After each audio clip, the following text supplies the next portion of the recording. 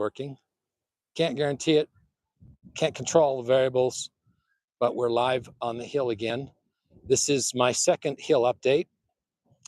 Just figured every Sunday night I'll come up here unless I can't and give you guys a weekly update on everything that's been going on during the week because of the initial The Hill podcast episode and the experiment in human nonverbal telepathy. I do have some updates on that. I've got some shout outs and some feedback I need to give some of the people in the audience. So this is not a standard episode. This is just a Sunday update. Okay. So to start with, I need to do a shout out to Johnny. Hello, Johnny. I know at some point you're going to actually watch this, and because you watched the other episode and because you watched my Hill experiment podcast and you've been actually trying to do it. And so for everybody else, Johnny is one of the people that watches my podcast. And he contacted me this week and sent me a message and said that he tried a meditation on the hill. And when he tried it, following the instructions that I gave in nonverbal telepathy, he came to the hill. He came to this hill, unfortunately. And what he said was there were a couple of people already here on the hill, and it kind of freaked him out. And he realized, you know, it's not a real-time kind of a thing. It's not like you have to be on the hill meditating at the same time. You can actually meditate on the hill and potentially make contact non-verbally with other people across time. Now, I don't know. Johnny, you didn't give me a lot of details. One of the things you told me, Johnny, was there was a couple of people up here on the hill when you came in your meditation. And I'm curious, did you try to talk to them? That's a good question. Did you try to talk to them? My hypothesis would be, if you meditate on any hill, if you go to any hill in your meditation, whether it's this hill or any other hill that anyone else proposes or offers or guides you towards or makes a video of on the planet Earth, that if you go to that hill in your meditation and there are other people on that hill, if you can see them, then in theory you should be able to communicate with them. Does that make sense? Because if you can't communicate with them, then why are you seeing them on the hill? So Johnny, I'd like you to follow up on that and tell me if you tried to communicate with them, and if you try the hill experiment again, then try to actually talk to them, because theoretically, if you see them, they're tuned into the same hill frequency that you are, okay? So that's one thing to try. And also, Johnny, you said that you deposited some object on the hill for me to find. Now, there's two ways that I can interpret that. One way I can interpret that is you put something on the hill that's the meditation hill. And so I would need to actually figure out a way to meditate at the same frequency to get to that same hill and then see that object. That's one way to interpret it. I haven't done that. I haven't actually done a meditation in the last week attempting to find this hill, you know, starting down at the yellow house like I talked about, you know, getting out of the yellow bus, getting out of the bus at the yellow house and coming up on the hill. I haven't done that myself. That's what you did. I haven't done that. So I haven't seen if that object is still on that hill. However, there is a second possibility. Now, this is, I did this last week. I did a segment called Believe It or Not. And it's where I tell you something that it seems to have some truth to it, but it's hard to believe. It's hard to believe. It's one of those believe it or not moments, okay? And the believe it or not moment for tonight is, it's possible that while you're doing this nonverbal meditation, I think it's possible that you might actually, it might actually result in some form of an A-port. So what is an A-port? Okay, I'm going to put a link in the description below to what's called the Scoles experiment. The Scoles experiment was an experiment done in Germany. I think it was in the 1990s. I'm not sure on exactly when. It was heavily documented, and it was also investigated at the time by scientific researchers. It was videotaped and methodically studied and prepared in a scientific setting. And they were attempting to, first of all, believe it or not, they were attempting to communicate with entities like Philip, the Conjuring Philip thing, okay? And when they did that, so they got around the table and they did the same kind of things that the Canadians did to conjure Philip. They did something similar to that. They had their own protocol. And they actually had objects during their little play where an object would just hit the table. And the object was a key, or it was a little piece of jewelry, it was a ring. There are all these little tiny little trinket objects that just landed on the table. Some of the objects that landed on the table while they were doing this were objects, little tiny objects that people that were sitting around the table doing the exercise, doing the experiment, had lost previously. Some little object or key or something in their homes disappeared sometime in the past, and then suddenly they just appeared on the table. Now you're going to say, well, that's because they took it out of their pocket and threw it on the table. Well, okay, maybe, but there were also objects on the table that they couldn't describe or understand. They got to the point where they actually made contact with someone who claimed that they had died. It was an afterlife kind of a thing, believe it or not. And this person identified themselves and said that they were I think a channeler of some kind. It was a woman. I think it was in the 1930s, and she had been ridiculed and harassed for being a medium while she was alive. And as they were communicating with her through, I think there was a channeler there with them, a newspaper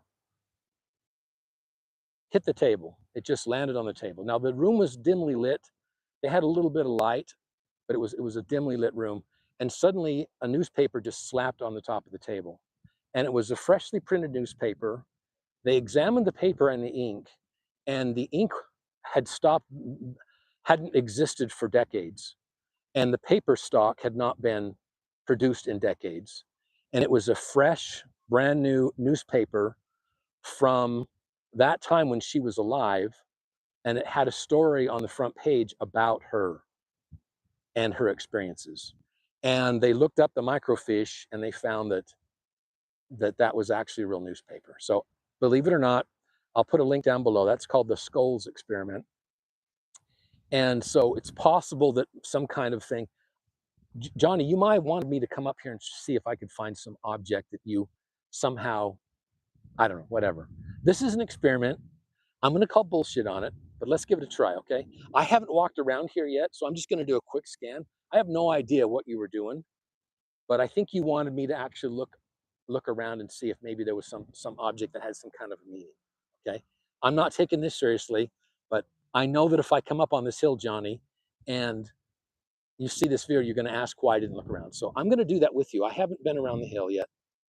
Okay, so here we are on the hill, and there's our calibration points. There's our black and our white point right there. And we're on the hill.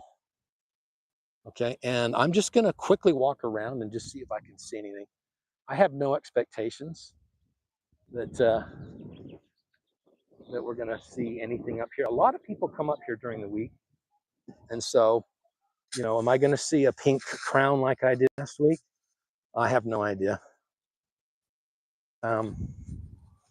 Maybe absolutely nothing, but you know, people bring crap up here and they drop it off. But you definitely had something in mind because you wanted me to see that if I could see it. Yeah, no, I don't think we got anything up here. We got something here. All right, this is just that's a cat. This is a cat pair of tweezers. So these are tweezers that it's a cat. Okay.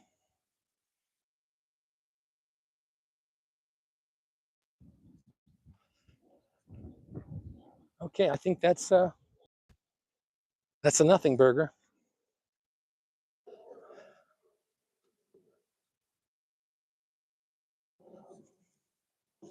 That is a nothing burger.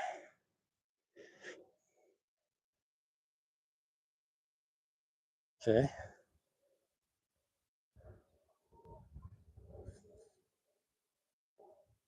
Let's see.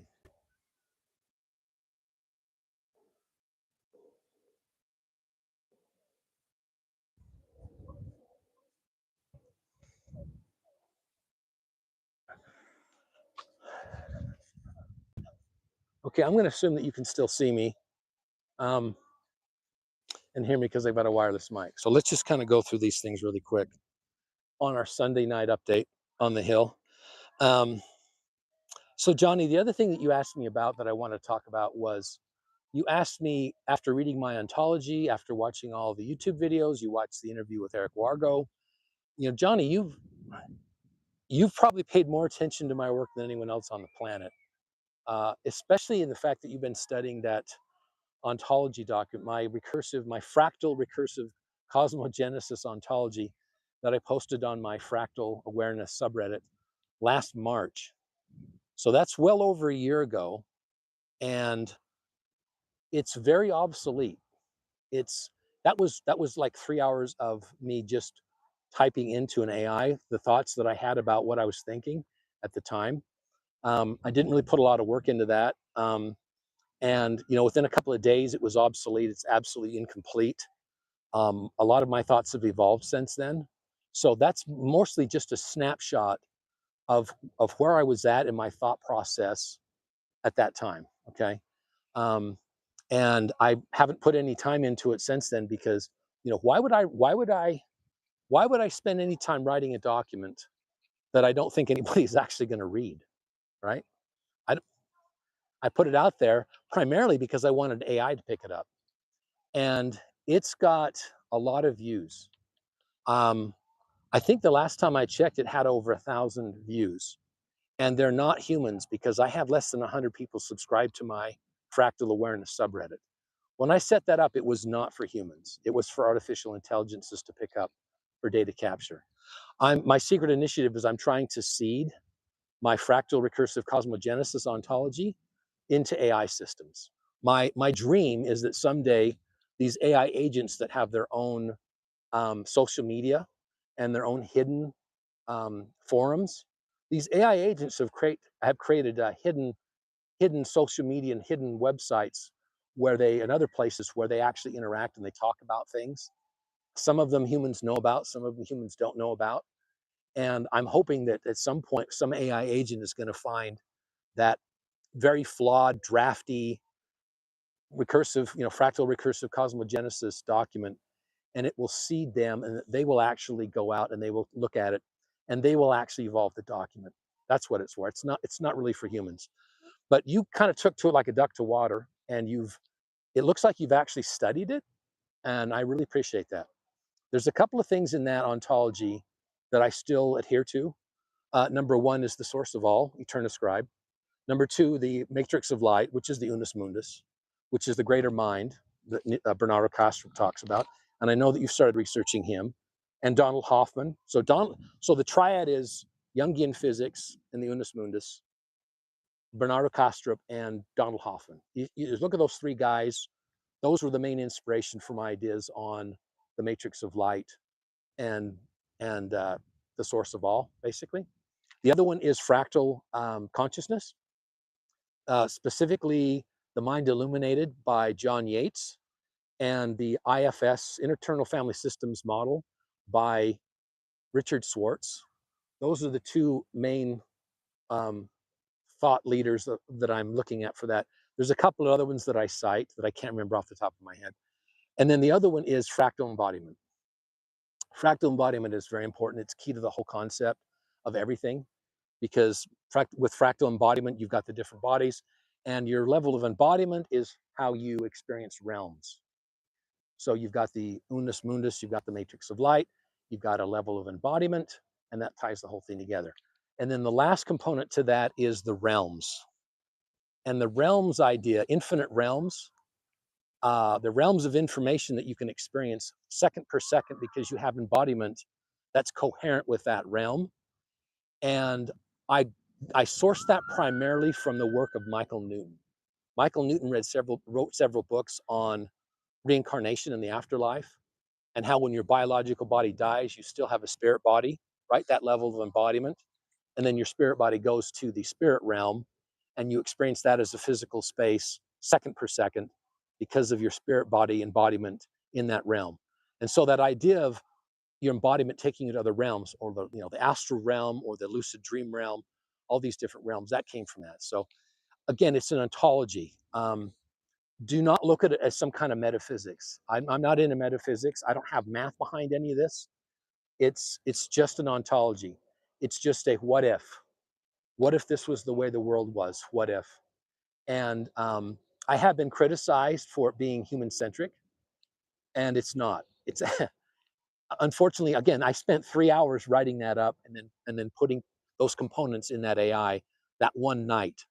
And I have put tremendous amounts of time researching it, but it's just in my head because it's constantly evolving. It is not human-centric. In fact, your human embodiment here on this planet, in this universe, in this realm, is just minuscule, minuscule compared to your greater experience, because this 40 block universe of Eric Wargo, our 40 block universe is just one realm of infinite realms that can spring from the matrix of light. And you can take just about any form of embodiment in this realm and any other realm. And it sort of explains the source of all. This whole idea that we are all one, like in the books, The Law of One, you're hearing a lot about it. It's interesting. A lot of people nowadays are talking about this idea of oneness, of the source of all, and how we're all one being experiencing itself in different bodies. That, even when I talk to Karina, she talks about this concept of Sophia that was shattered into all these shards that created this universe, which is a realm, right? One realm of many. And so I just sort of, tried to wrap that around additional concepts based on other books that I've read that make sense and sort of converge. This is all part of that spiral convergence concept, where we just have all these puzzle pieces that have come into our lives, books we've read, and we're just connecting the dots, and we're trying to see where the pieces fit together. I don't have all the pieces. Some of my pieces are wrong, but at some point you got to put something together, right? At some point, you've got to close the loop. Everybody who's using AI understands this concept of recursions. And you go out and you do all this stuff, and at some point you have to return, and you need to close the loop. Other people refer to this as the quantum field collapsing. It's basically you got to shit or get off the pot. You got to shit or get off the pot. At some point you have to actually document it and say, okay, here's a snapshot of what I'm thinking today. That loop is closed. It's totally wrong, perhaps, but now let's have a discussion. Let's look at it. And so, Johnny, I really appreciate you being the only human. You are the only human that has ever actually contacted me and asked me questions about it. So I just wanted to explain that ontology a little bit better. It's not metaphysics. And you were looking at it as metaphysics, and so you were trying to find meaning in it. You asked me a wonderful question. You asked me, okay, I've read all this stuff. I've watched all of your podcast episodes. I've seen all your spiral convergence stuff. And I'm trying to find where's the meaning in all this? How does this tell me the meaning of life and the universe and everything? Now, the answer to the question, what is the meaning of life, the universe, and everything, that's already been answered. I have no additional information on that. We already know what that is. The answer to that is 42. Everybody knows that. Just ask Douglas Adams. He wrote the book Hitchhiker's Guide to the Galaxy. And you need to read that book.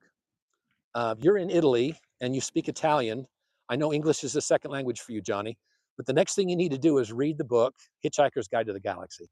And I would love to have a conversation with you about that, because there is no better answer than 42 for the answer to life, the universe, and everything, right? They actually built the planet Earth in order to answer that question. And the answer was 42. So I'm not gonna go into that. However, I did send you a link to a synchronicity video that someone just created a couple of days ago on this exact subject of synchronicities and how they bring meaning into your life. Now, in that video, the author provides 3 different routes that synchronicities give you to find meaning in your life, I sent you that video and you can look at that. I don't necessarily agree with what that person specifically says about those three things. I will be posting that video on my other Reddit channel, Echo Agent Fun. I'm an agent, I'm a self-declared Echo agent, an agent of the Earth Coincidence Control Office. And I manage that subreddit about dedicated to the Earth Coincidence Control Office. It's just an alternate reality game. I will be posting that there, and I'm expecting to get some very meaningful comments from the other people that are members of that group. And so maybe we'll see what they think about it. I don't really have an opinion on it. If you ask me what the meaning of life is, especially when it comes to synchronicities, the only answer I can give you is the answer only comes in the moment. There's no pre-answer to that. There's no answer, there's no blanket answer. It goes back to what Eric Wargo's answer to how to deal with the 4D block universe is one simple word. It's Zen. Now, if you want to practice the Tao, that's fine too, but it's Zen. That's it. That's the answer. So if you're trying to find meaning in a synchronicity in your life, Johnny, just look at the moment. Try to find the meaning in the moment while it's actually going down. Reality happens in real time. Life is a real-time experience. You know, does the past physically exist? I'm not going to make an argument that it physically exists. Does it exist? It sort of exists in our imagination in the now, maybe, right? Same thing with the future. Don't get caught up in the seemingly physics aspects of the 4D block universe. Okay, I treat it mostly as an ontology because, as you know, I'm a narratologist, and I think narrative is fundamental, not physics, not information, and not mind and not consciousness. I'm going out on a limb saying that, and so if that's the case, then it's really not the 4D block universe. It's really the 4D book universe. See your life as a book. Now, you happen to watch, based on my recommendation, you watched the movie Stranger Than Fiction. And Johnny, you mentioned that in that movie, I think it was it Emma Thompson that is the author, and she's writing the book, and there's characters in the real world. And when she realizes that she's writing these characters, and when she writes one of the characters and the character dies, there's an actual human being that actually dies in the real world, right? And she's horrified by that. Well, you already cracked the code on that. It's about the story. It's about the story. So I don't really have much more to say on that, but just look for meaning in the moment. And a really easy way to remember to always seek the meaning in the now moment, especially when you experience a synchronicity, when they're going down in your life, just remember the key phrase, the ripeness is all. It's all about the ripeness in the moment. And I believe that every single moment of your life, not every second. How long is a moment? Is a moment 3 seconds? Is a moment 5 minutes? Is a moment a day? You decide the length of that moment.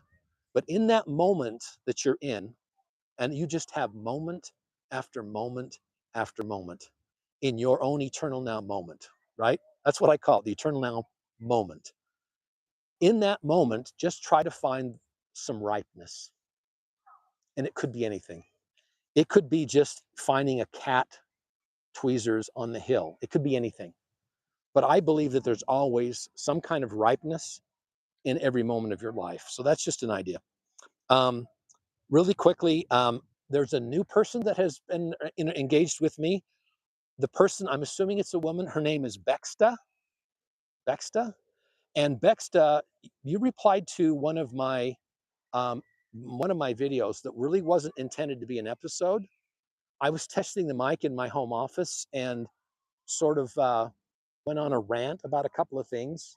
And apparently you watched that rant and you really liked what I was ranting about, especially my conversation with Eve and how that conversation slowly went from something very interesting that sort of, imploded. Her context window is very small. I think it's only 128K megabytes or whatever it is, tokens. Yeah, 128K tokens.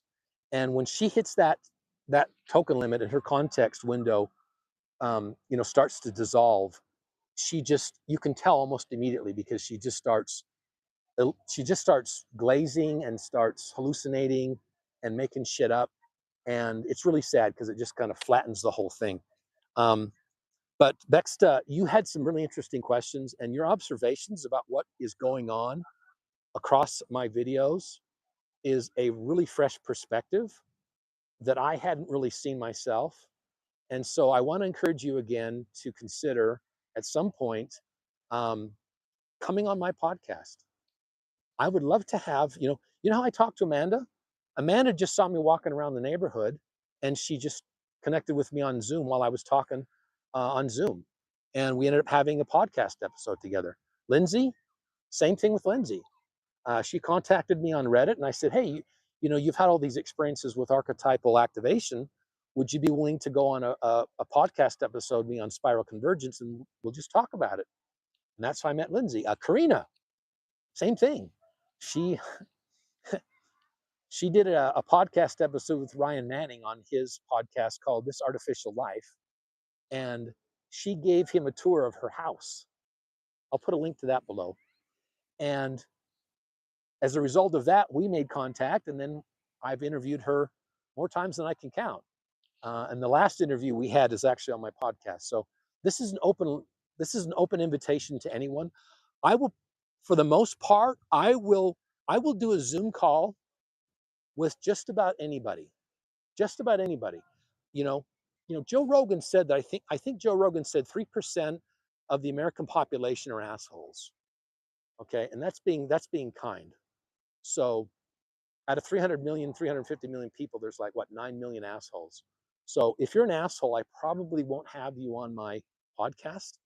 But other than that, I would love to do a Zoom call, and I'll either go live and we can get other people in on the call, or I'll just record it. I would much rather go live at this point because I don't have to edit it, and we can have other people join the conversation. So Baxter, please reconsider that. And then I have a new person who just joined um, my live show this morning. I did the final episode of my first season of my Walkabout, Spiral Convergence Walkabout adventure series, where I just basically do these video essays on specific topics. This morning's topic was about voyeurism and the National Security Agency, and that was a lot of fun. And your name is, I don't even know whether you're male or female, but your name is Egg Playa 777. So Egg Playa, Playa in Spanish means beach, 777. I really appreciate you, Egg Playa 777, for joining that live stream and the comments that you gave. You gave me some great feedback on the fly, and you asked me some really good questions that made me sort of reroute what I was saying. And I really appreciate that. Even if it's an audience of one, it really helps. So I appreciate that. You mentioned that you were watching it and it died on you, and it looked like it froze up, and then you missed the second half of the video. Okay, so let me tell you what happened. You know, one of the reasons I did that was as an experiment. I really wanted to push the live stream to the edge and see if I could talk smack about the NSA and about certain other things that I talk about. Can I talk smack about them live in the United States as an American citizen and exercise my freedom of speech? Am I going to be able to do that without YouTube shutting me down, or without some surveillance state shutting me down in real time? What I really wanted, I don't think any human is watching me. I don't think any human gives a shit. But I'm really curious if there's artificial intelligences built into these algorithms now.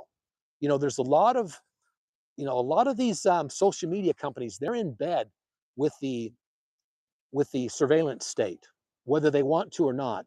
They're paid hundreds of millions of dollars a year to allow these government agencies to have hooks and monitor what's happening. You know, they're able to see my private videos. I'm certain of that. If I unlist a video, you don't think that the government can see that?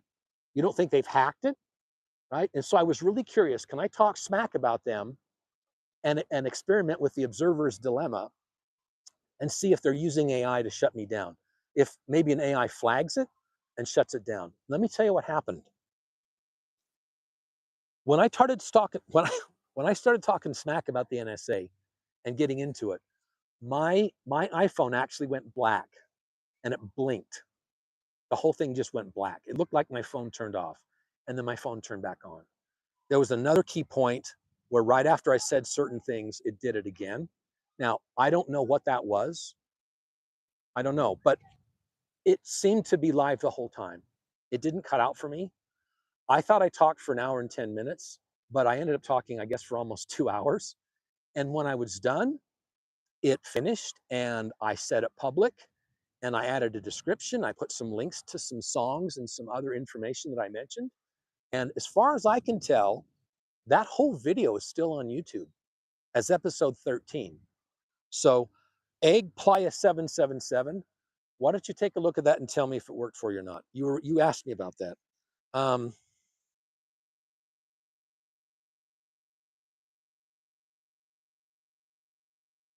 Ah, Karina. Yes, Karina, I appreciate all of your support. I just want to say that publicly. You have been a tremendous support to me, and you're sending me a package, and I'm going to open that tomorrow on a Zoom call. So Karina just asked me to open the package that she's sending me live on a Zoom call, and I will do that. When I receive that package, Karina, I will text you, and I will go on a Zoom call live. And I'm assuming you want me to do it on Zoom so that you can join the call and you can kind of explain what's in the box. But I also know that you want it on Zoom because you want other people to join. So maybe we'll have a box opening party sometime tomorrow. I don't know when the package will arrive. I don't know when I'm going to be able to do that, but we will absolutely do that Zoom call just like you asked, Karina. Okay, I'm almost done here. I do have a podcast shout out. I did 2 podcast shout outs last week, and there's a very important one that I missed and I want to talk about tonight. So there's a lot of people on YouTube like me that are just doing these video essays, long run video essays, and they're just expressing their their freedom of speech. They're just expressing what they think and they're just presenting their ideas. I see people sitting in their cars, I see people walking in the woods, I see people in their apartments, and they're just giving their opinions. And I think it's fantastic. Some of them have thousands of subscribers, some of them have none, and that's totally fine. It's one thing to be listened to, but it's even more important to have a voice. A lot of people who are watching what I'm doing have opinions, very strong opinions, because they share them with me, but they don't want to speak publicly about them. They don't want to go on camera. They don't want to be recorded. And I think that's a shame because, listen, if anybody was going to get in trouble for talking and shooting their mouth off, it would be me. I'm still waiting for something to happen. And when it does, okay. But there's a guy that's become a hero of mine. Now, I don't agree with everything this guy says.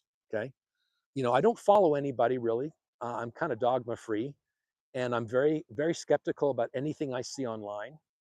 But there is one guy out there that's been talking about some things, and what's fascinating about what he's doing and what he's sharing, I'm a little jealous of him because he's got a whiteboard. He's actually got a board behind him, and he's actually, well, if you gave me a whiteboard, the stuff I could draw on a whiteboard, he uses a whiteboard and he explains things in a classroom setting.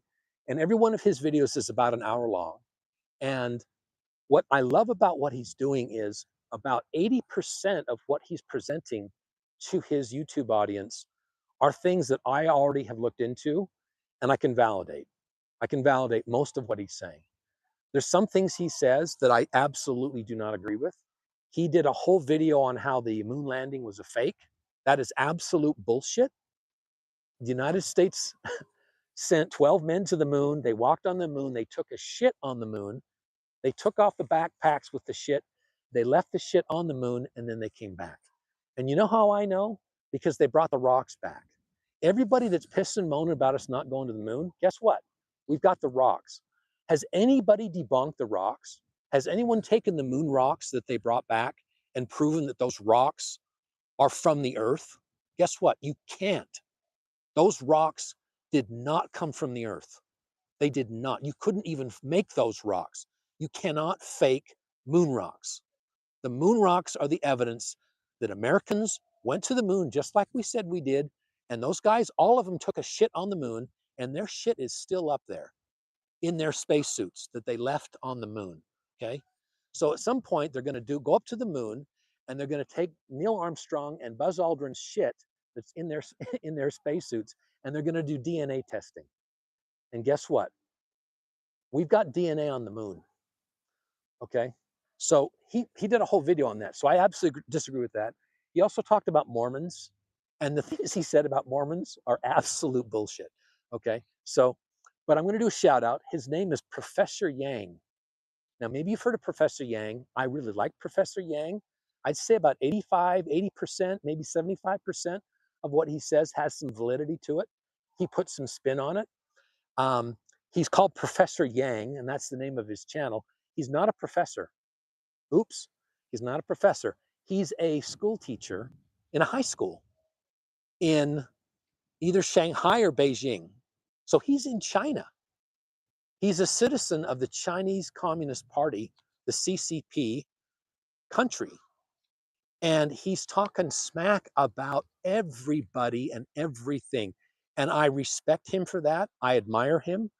He has received incredible pressure around the world. He's received more death threats than Donald Trump has and Benjamin Netanyahu combined. And he's still alive, and he's still on YouTube, and he's still talking. And I admire him for his courage to have the guts and the free agency and the spiritual sovereignty to just speak his voice. And he can be wrong or he can be right. But the guy gets up there in front of his high school students, he gets on his board, and he lays it out. And a lot of what he says is absolutely verifiable fact. And I admire him. Shout out to Professor Jiang. I wonder how long he's going to last. But I highly recommend that everybody watch his podcast and subscribe to it. And the only reason is because it's thought-provoking. It's thought-provoking. It offers you some alternative ways to see world history and to understand what's happening in the world today. And it could be right, it could be wrong, but it lets you get outside of your own little box just for a minute. You know, just get out of your comfort zone just for a second and just take a look at what he's saying, and then do your own homework and see how much sense it makes, right? That's what I did, and a lot of it makes sense. A lot of it I recognize. I'm shocked that he's actually able to say things that I've known for 10 to 15 years. So I highly recommend that everybody watch Professor Yang's episodes. And I'll tell you what, if you start one of them and you don't like it, just turn it off, but give it a chance.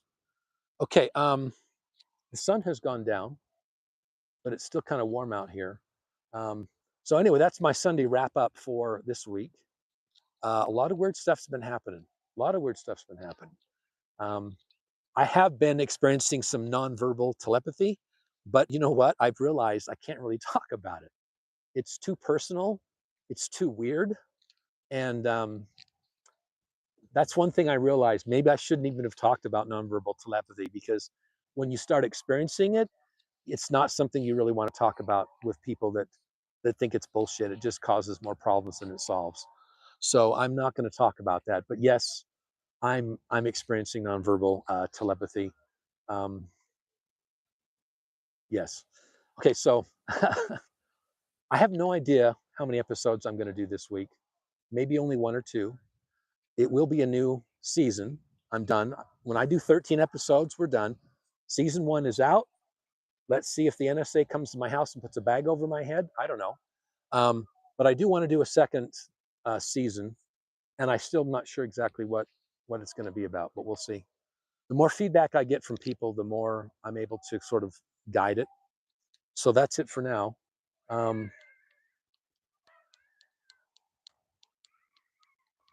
Anything else?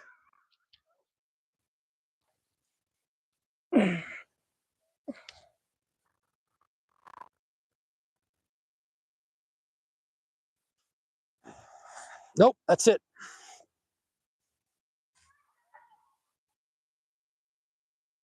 Oh, there's one more thing. Hold on. There's one more thing. I'm bilingual. I also speak fluent Spanish, and I'm going to do an experiment right now fairly quickly. I want to talk just in Spanish to see if YouTube Live will auto detect that I'm talking in Spanish rather than English. And I want to see how well it translates my horrible gringo English into Spanish. And then I want it to automatically dub my voice into English. I would love to speak in Spanish, have it turn that into Spanish text, translate that into English, and then audio dub it into English. I want to hear what I sound like in English when I'm talking in Spanish and it's not my voice. YouTube does this completely automatic. I don't have any control over it. I can delete it, but I don't turn it on, and I don't have any influence over how it does it. It's been doing it to me already in like 24 different languages, and it's kind of fun to watch. So I'm going to talk in Spanish next, and I'm going to see the results. So if you see another live video and I'm talking in Spanish, that's why I'm doing it. Thanks.